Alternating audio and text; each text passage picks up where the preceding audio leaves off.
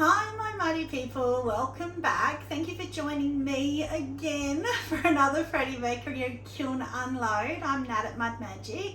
Yes, me. Trace is not here again today, but this time it's all my fault. I'm really sorry, Trace. I feel so bad because I know how much she loves coming up for these. But I had to get this one done because I have to put a bisque straight on, then I have to glaze paint it all so that I can get a glaze on again before Saturday. So she is still coming up tomorrow because she has some glazing to do as well for her pieces that will go in the same kiln. So this one is just all my pieces. But last kiln unload, I was saying to you about how I love how this has become a little family and how it's like a little drama, and we all, you can see episode to episode growth and get to know us, and it's great. So I've just done a couple of very short videos doing my new thing, which is unmasking those new molds that I've got, the slip casting molds. Oh my goodness, it's fun. I think I'm getting addicted. So the little ducks I've painted, the cherubs I painted, they are creepy so far, so I'm not going to show you them yet, just under glaze. I'm actually waiting on the cherubs. I'll give you a little sneaky info. I'm waiting on finishing them until I get the new Amaco Supernova in, because I've ordered it. I'm just waiting for it because in Australia we wait forever for glazes. So it is on its way eventually, but it's a new, if you haven't seen it, go and have a look. Amaco's Cosmos range, amazing. It's like going back to the 70s and having that opalescent look on everything. So the Supernova is the white one. So I want to do the wings in the white opalescent. I just think that would be beautiful. So I'm holding off finishing them. I've just done a few facial features. Oh my goodness, faces are hard to paint. Even doing the cheeks, they were too pink, and so I tried to wash them out, and oh my goodness. So what I thought I would share with you, so we've got that step by step. So you saw me unmold the little ducks. Well, we have mallard ducks here in Australia, and I didn't know whether they're native to Australia. I'm not sure, but my dad is absolutely bird crazy, so he would know. So I don't know whether you have them in America or not, but that's what they look like, and they are everywhere. And at the moment, because we've just ticked over to summer here, so it's just finished spring. So there's all these gorgeous little mallard ducks with their babies trailing along behind, and their babies are yellow and cute. And these are the adult males. And I painted them today. And as you would know, Mud Magic family, I cannot paint and I'm not artistic, so I am really proud of them.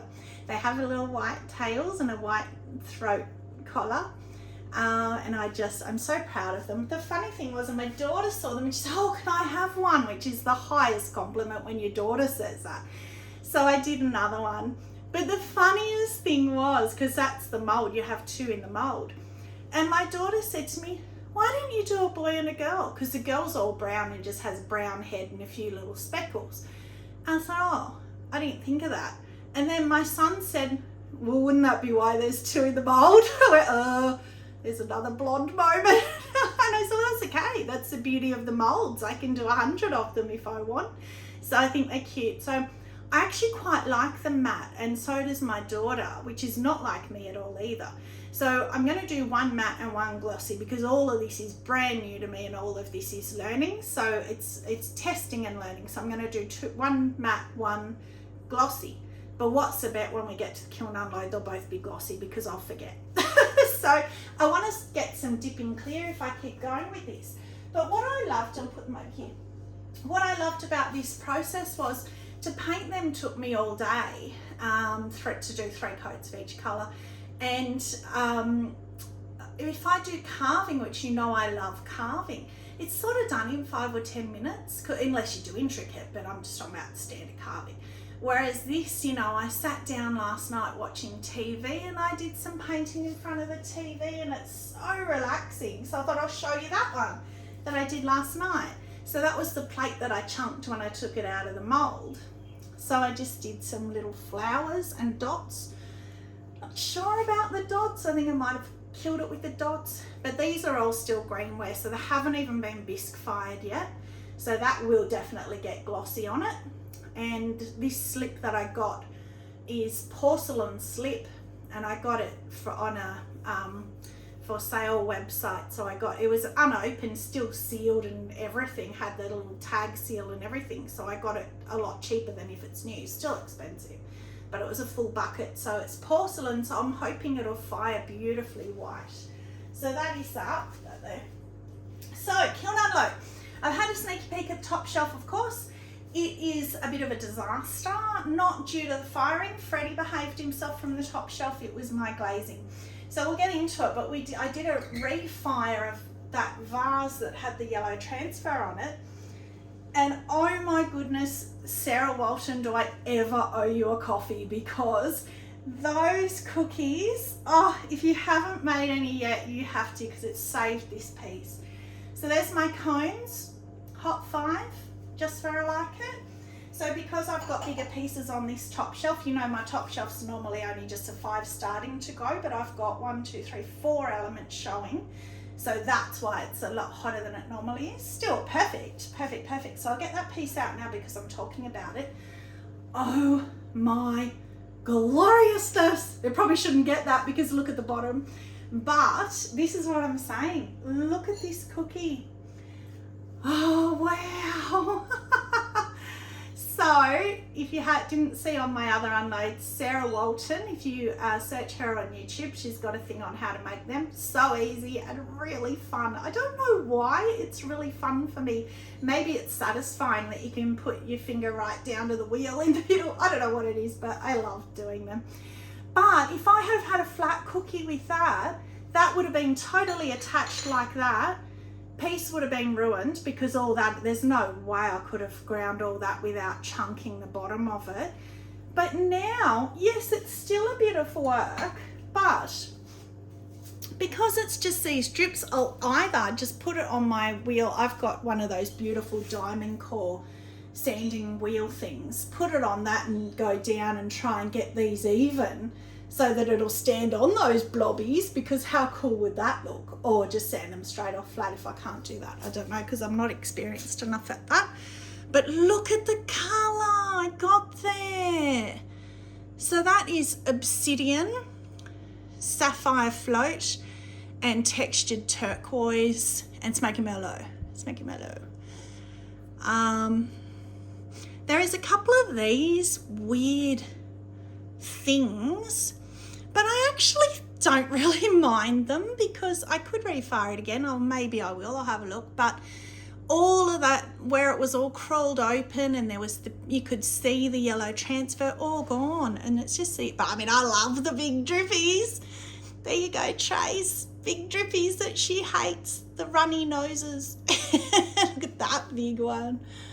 Wow. So Sarah Walton, you saved that piece for me. If that was on a cookie, there's no way. So I'll be able to angle grind them off, or just try both. So I tried angle grinding one off last time, and because that's all glaze with no clay inside, it just kind of shatters a bit. So I didn't quite do what I thought. But either way, I'm going to be able to do something with it. I don't know if I can stand that up there like that. Oh, very angular. But the funny thing was, and Trace was here, I angle ground, whatever the word is, all the glaze off that last one when I did it. Didn't worry about the pot, I threw them out, but I angle grinded to try and save, because I love these so much. And I did, and I went back into the studio and I'm, Trace, look, I saved them, because she was in there glazing or something. And there was 2 of them and I saved them both. And look what I did, and dropped one in front of her. Fell on the floor and it shattered. So I got to all that trouble and it shattered. So I saved one of them, but at least I know that I can do that. So I can get all that off pretty easily, and it's pretty satisfying. But actually I should just show you, because look at how pretty it is. This is the colour. It's like this opaly. I love the colour of them. Very pretty. So yeah, I'll have to play with that. So this one's a bit of a fail, which is a shame because I love the shape. So what I decided to try was my splatter bowl with celadons, and then mixing clear instead of the underglazes that I normally use. So I've done that, you know, those music bowls, and I just did a single swipe of the celadons and it was pastel-y and beautiful. well, that's kind of gone pastel-y, but not beautiful. I don't like that at all. I don't know why, I just don't like it. So some spots, obviously it was thicker where it blobbed, and it's and so it's darker in colour, and other spots it's lighter. So here where it's darker, I can show you. So it was lavender with mixing clear, weeping plum with mixing clear to try and make them lighter, and then full lagoon and full succulent because they're lighter anyway. I didn't mix in clear them. So lagoon and succulent, which you know they're the new Amaco celadons that I have, and so I wanted to try them out. Oh yeah, not really, not what I wanted. I might leave it, and there's absolutely nothing wrong with it, so I might just take it to the markets and see if I get any reaction from it. I probably will end up re-glazing and refiring it, but that's all right.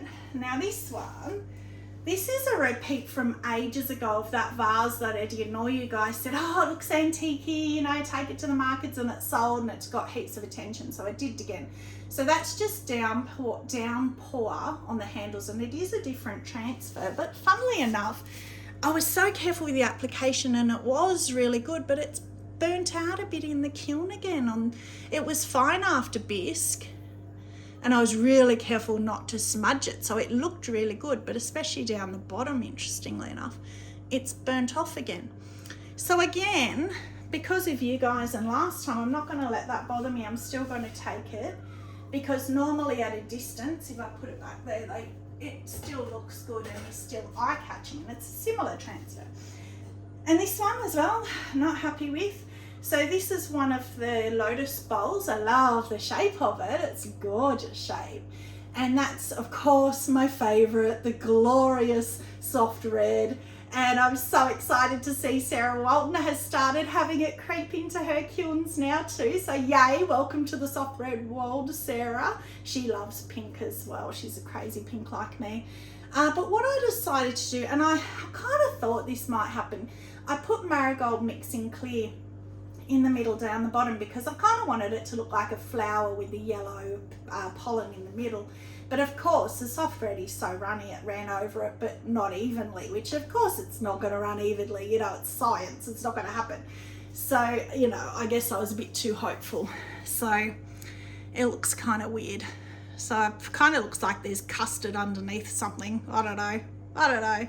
And it's got this, it looks like a bit of clay or something there that caught like a little lump there. So I don't know, I'll have more of a look at it, but it did this bubble thing again. What does Sarah call it? Frothing. So I might just put it back in the kiln and see if that frothing will go. Put it up on one of Sarah's stilts, because it will probably come down and off, but just to see if that goes without putting any more glaze. But I might put more in the bottom of the soft red in the bottom, maybe sand that lump. So I don't know, I'll have a think about that one. Of course the soft red I love. Now this is the only one that I just think is glorious on the whole top shelf that I'm just in love with. It's such an oceany feel. So that's cobalt with splashes of power turquoise. So Amaco's Cobalt Celadon and Spectrum Power Turquoise. Actually no, I held it over the sink and dribbled it on thick brush and just let it dribble wherever it wanted to dribble, but it's run down and it's brought the blue through the power turquoise a bit. Oh, I think that's beautiful. Again, as I always say, in the sun, I'm sure it will be glorious. But what I was thinking I should start doing, and I forgot, is I should, after each kiln, go out in the sun and do a little short just of the ones I see. Oh, in the sun would be beautiful just to see. Now, this one was the one that I said I did a little bit bigger for the porous spout, so I'm nervous to see. Oh, yes! So I actually did that. Oh, yay! So you would have seen in my last kiln unload, there were 3 of them, and they were all done the same size, and they were all too small, and that's perfect. So that's really tight. I could always hold it by it, but you can easily still get it out. Oh, that was already like that because I've been using that for throwing. Easily get it out to refill. with your oil. So, oh good, so I know the size now. So my shrink rate is 13%, depending on your shrink rate. And then what I did was, so they just go back together. What I did was when I threw it, pulled the hole, and then I rested that in so it fit the whole way to the top, but it just slid in without me having to obviously use any force when it was wet on the wheel. So now I know, and that's easy for me to remember, that that is the perfect size for them. So yay! Oh, that's awesome. So I am so happy with that. In love with that. So that's that shelf done. I don't even remember. I know I refired, you know that Mulberry Lustrous Jade bowl that I said I wasn't sure, it had all the pinhole in it. Well, I put more Mulberry, but I did refire it, and it's down further, and oh my god, there's a Peacock bowl in here. That's stunning. I forgot I did that. So this one, I love when I do that and then pull out a different piece. This one has also got a bit of something on it, but remember I did all those candles with the transfers on. And this one I did, and I got a crack here, and I bisque fixed it and put it back in and re-bisqued it, and look at it. Wow, that has not worked this time. And even if it had have worked, look at how white, because that is a white clay, but it's not porcelain, so it always burns this sort of creamy color. So I didn't really think about that, but that's stark white. So I'll have to remember bisque fix is best. On porcelain it might be all right, but it's best if you're going to glaze over the top of it. But that's pulled apart, so that's a shame. So anyway, that's just, I just did some carving of butterflies, and then I put this little pink transfer on it. But yeah, I don't think that ever wanted to be a piece, because I had that crack happen, and then I had a couple of chips come out the bottom in bisque, and now that's re-cracked. So yeah, well, anyway, I tried. I don't know what this is. Oh, this is my ombre bowl that I love doing. So my other one my husband stole, so I've done that again. What's the cones out of interest? The Hot 5 again. Beautiful, perfect. And the reason I wanted to look at that is because that dark blue has gone that scratchy again. It's not too bad because it's really uniform, and it kind of feels like a matte clay rather than other times we've had it really bubble. It hasn't done that, but it has gone rough. I don't know if you can see that in camera, that it hasn't bubbled, but it's a bit rough looking.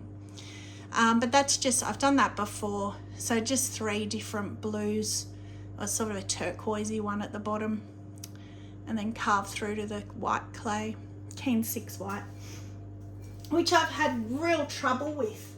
This last lot that we got with the, as you know, the bloating and yeah, all sorts of issues throwing it and everything. So luckily that batch was small, so they've sold out of it, because I contacted them, and of course they blame me and everything. I said I've changed nothing, none of my firing schedules changed, none of my glazes have changed. But they've sold out of it, so I know if I get more clay it won't be from that batch. Now this one, oh, don't be stuck. Oh, it's not. Okay, so I don't know if you just saw that when I lifted it, but I wanted to do a peacock bowl for ages in Amaco glazes, and I'm sorry Amaco, but I believe it's not possible. So I have never ever once seen a good peacock bowl from Amaco.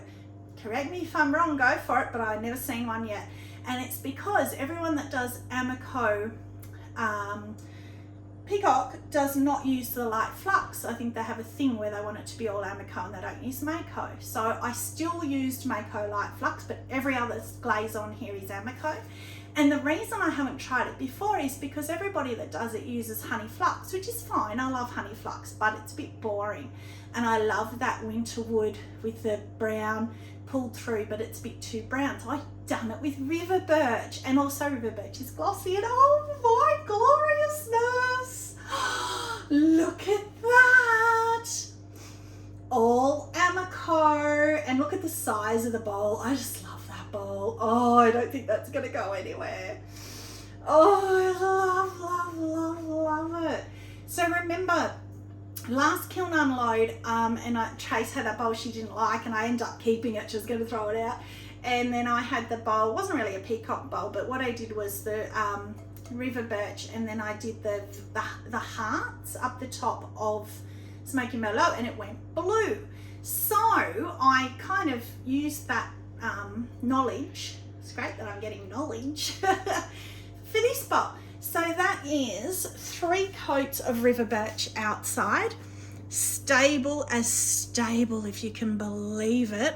I left the foot, I did the foot with 1 down here, and then I just did, I think the second one into there, you can see that line, and then the third one to there. Probably could have taken all 2 down, or almost even right down. It does move a tiny bit, but it's so stable on its own. And look at inside. So I have a thing about peacock glazing that I believe that they should be the colours of peacock feathers. So I did, what did I do? Sapphire float. And then, so the dark blue, it's not dark, but the darker blue here is sapphire float. The blue in here is Smoky Merlot, because I knew it was going to go that complementary blue. And then that is lustrous jade. And I normally dislike lustrous jade immensely. And so I did it because I haven't done it before myself, but I've seen other people put lustrous jade with honey flux. And the base of river birch is honey flux. So I thought, let's see what it does. And look at the beautiful spearmint soft green that it's gone. Now, the only thing I'm struggling with and not sure if I like is down in here. That's like the crystals from the river birch, but I don't know if you can see. It almost looks like herbs that have kind of like wilted in the bottom and been not washed up. Like you have taken it out of the dishwasher and there's bits left behind, which is such a shame. That's obviously because it hasn't run, because it's on the flat part of the surface. But if we just focus on the outside, I mean, look at this. When you happen to be lucky and get a crystal in with the feathering of the peacock feathers, wow. Oh, I just love that. Oh, love, love, love. But isn't it funny? Every time you look at a piece and pull it apart, you can always find something that you say, oh, but you know, it's not perfect. Well, hey, it's pottery. Guess what? Newsflash, it's not perfect. That is that shelf. One more shelf to go, which I know is this reed fire. And I think there's a couple of other small pieces, but not much. Because the reed fire is quite big. You've already seen it a gazillion times. So this will be its last attempt in the kiln. I can't see because it was the underside that was pinholed, but I found at markets people would pick it up and put it back when they saw the pinholes. Look at that, hot 5 again. I think that is the most even kiln that I've had. Oh, people have asked me, I won't use that one because it's broken on the top, but people, especially friends who are not potters, have asked me about cones. So I'm not experienced, but what I do know about cone packs and why we use them, and as you would have seen through watching all my episodes, because I know you religiously watch every single one of my episodes, is that you learn about your kiln, but you also know if elements go. So if you've got a part of your kiln where none of them are bending, you can have a look and see if it's the elements. So you've got your thing, your thermostat here, so you can turn it, I don't know if you can see that from there, but it tells you at the moment my kiln is only 31 degrees Celsius, which is the same as what the temperature is outside. It's quite a hot day today. So that will tell you that the whole kiln is 31 degrees even when the shelves are in. But this will tell you, you know, like if you use an oven and you've got one of those horrible internal grillers that I now have to deal with my new oven, the griller will be grilling and everything will cook really hot, but then the bottom of your oven, whatever you're baking, might be taking hours because the grill is taking all the heat, whatever. Same with a kiln, because you've got your shelves and your kiln props, you've got big pieces here, you've got little pieces here. You don't necessarily know, your whole kiln might have gotten to cone 5, but as you've seen with me before, the top shelf might have only not even got to a 5, might only have been a 4 because you've only got one element showing. So I've learned all that, especially with my top shelf. So I definitely, if you don't use cones, use cones. I just love them. I always say I'm only using them every second kiln, but I use them every kiln load. I try not to. So let's get this out first. It's fixed. It's perfect. So another thank you to Sarah Walton. She's going to think I'm obsessed with her. I'm not going to come over and stalk you in Canada, I promise. All the way from Australia. But, you know, you've got to give props where they're due, and I've just learned so much from her. I think she's just wonderful. But look, have a look back on my previous. I might even put a short up. I took a little short of the pinholes on it before I refired it. Oh, there is not one, oh, that's just dust. Not one pinhole in sight. Yes. And that is Mulberry Lustrous Jade, a bit of dust in it. And so that is now redeemed and beautiful, yay. So that is so good. I'll put it there because I've got no room. What's left? Some mugs. So these are the music mugs that go with the music bowls that I was talking about. Again, I used Bisfix and it hasn't worked. So let's look at this one first.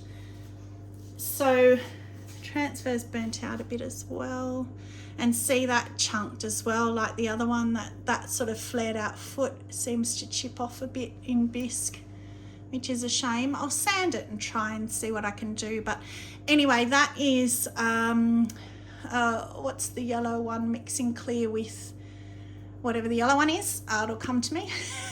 Lavender, weeping plum, succulent and lagoon. And the mixing clear with the yellow celadon.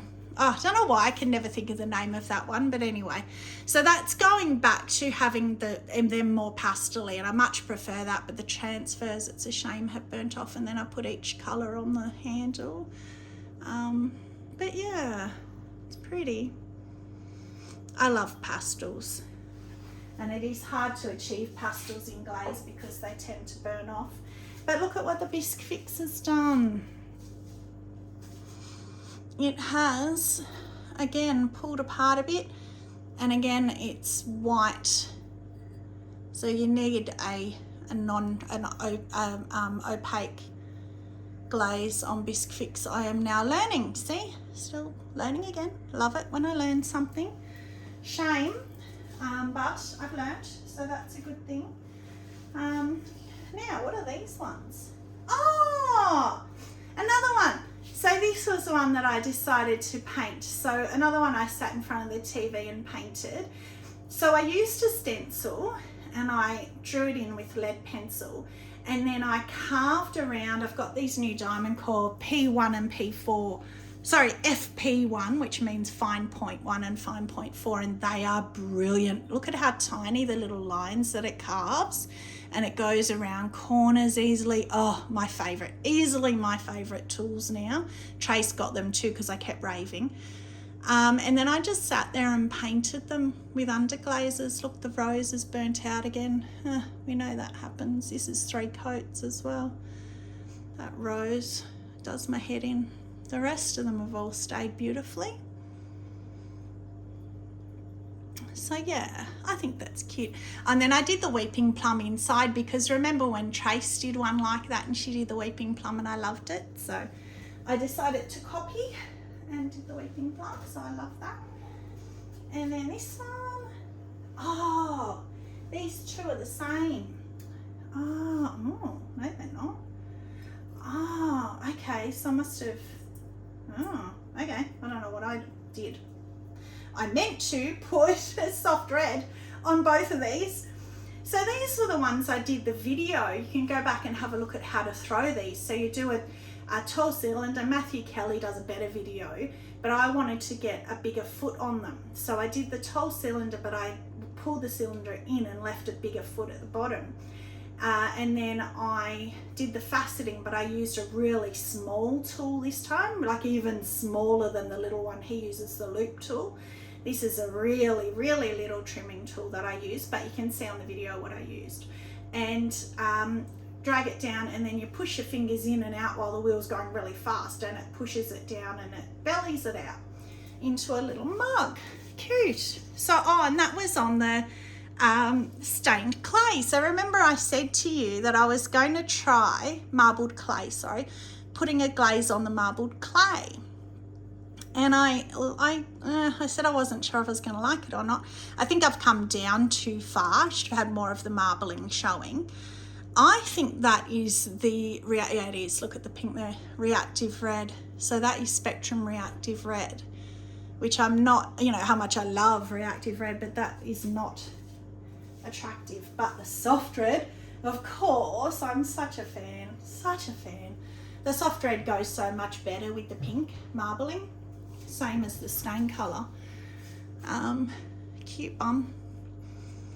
And then have got a bit of the bubbling happening because it gets thick in there. When you apply it, you kind of have to glob it in to get it in there so that it's not raw clay. So then it's bubbled. I could try refiring it maybe. I love the inside. Look at where it's met the marbled clay. That's gorgeous. But the interesting thing and the great thing about that I didn't even do on purpose, again, forgot, put marbled clay on the bottom shelf. But the even worse thing was it was pink, which always burns out. And remember last kiln unload, I did that heart-shaped pink bowl that I'm keeping forever. And I put it on the top because I remembered, and I said it was the brand new Mason pink stain that I hadn't used before. Well, that's the same stain. So I am becoming a big fan of Mason stains. They just seem to hold their colour beautifully. So I haven't tested all of them. I've still got that one with the 10 colours on it, all the colours that I own. So that's going to go into bisque right now. I'm going to put it on, and we will have another glaze unload on Saturday with Trace, featuring Trace. But yeah, that's cute. So that is it done. Kiln favourite is just so easy for me this time, this one. I suppose apart from the middle, but that is just beautiful. And to get that run and to get that effect from Amaco glazes, I have not seen anyone achieve that before. So yay, happy me with that one. So that is it. Markets again on Sunday. We'll let you know how we go. So thank you very much for joining me again. Stay muddy and have a magic day. Bye.